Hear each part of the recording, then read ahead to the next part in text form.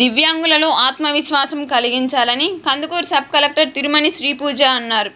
కందుకూరు పట్టణంలోని శ్రీ పొట్టి శ్రీరాములు బొమ్మ వద్ద సంక్షేమ సేవా సంస్థ ఆధ్వర్యంలో దివ్యాంగులకు ట్రైసైకిళ్లను, వినికిడి మిషన్లను కందుకూరు సబ్ కలెక్టర్ తిరుమణి శ్రీపూజ పంపిణీ చేశారు. ఈ సందర్భంగా ఆమె మాట్లాడుతూ దివ్యాంగులకు ప్రభుత్వాలు అనేక కార్యక్రమాల ద్వారా వారికి తోడుగా ఉంటుందని అన్నారు. దివ్యాంగులపై మనం చూపించాల్సింది జాలి కాదని, వారిలో ఆత్మవిశ్వాసం పెంచి వారిలో ఉన్న భయాన్ని, అధైర్యాన్ని తొలగించి వారిలో ధైర్యాన్ని పెంచేలా ప్రతి ఒక్కరూ వారితో మలుచుకోవాలని ఆమె అన్నారు.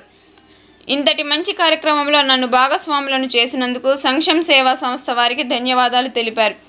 కందుకూరు పట్టణ ఎస్ఐ పి శివనాగరాజు మాట్లాడుతూ ప్రతి ఒక్కరికి సేవా కార్యక్రమం చేయాలని ఉంటుంది, కానీ సేవా కార్యక్రమం అందరూ చేయలేరని, అయితే కొంతమంది దృఢ సంకల్పంతో సేవా కార్యక్రమాలను చేస్తూ ముందుకు సాగుతున్నారని, వారిని ప్రతి ఒక్కరూ అభినందించాల్సిన ఆవశ్యకత ఎంతైనా ఉందని ఆయన అన్నారు. సంక్షేమ సేవా సంస్థ వారు చేస్తున్న అనేక సేవా కార్యక్రమాల గురించి తీసుకున్నానని, వారిని ఆదర్శంగా తీసుకొని ప్రతి ఒక్కరూ సేవతో కూడిన మంచి కార్యక్రమాలను చేపట్టాలని ఆయన అన్నారు. అనంతరం పలు సంస్థల ద్వారా సేవా కార్యక్రమాలు చేస్తున్న వారిని శాల్వాతో సన్మానించారు.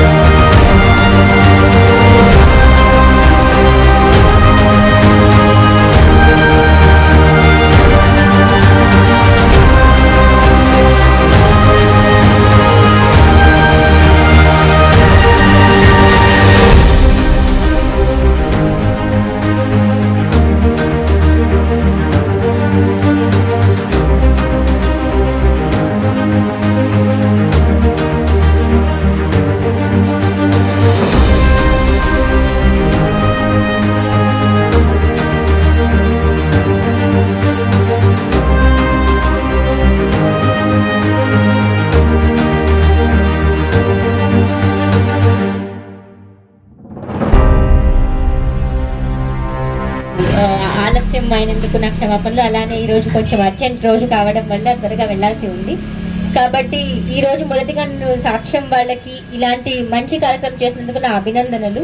అలానే దీనికి పాల్గొనడానికి వచ్చి దీనిలో మేము ఉన్నాము అని చెప్పి వచ్చిన ప్రజలందరికీ కూడా నా నమస్కారాలు, పత్రికా మిత్రులకు కూడా నా సుమాంజులు.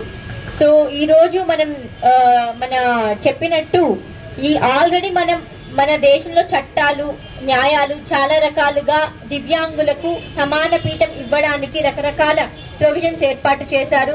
రకరకాల స్కీమ్లు, ప్రభుత్వం రకరకాల పథకాలు కూడా తీసుకొని వస్తున్నారు. కాబట్టి ఈ రోజు మనం ఆలోచించాల్సింది వాళ్ళకి సమాన పీఠం ఇవ్వాలి, సమదృష్టిలో చూడాలి, వాళ్ళకి డిగ్నిటీ ఇవ్వాలి అంటే కాకుండా వాళ్ళని ముందుకు తీసుకెళ్ళాలి.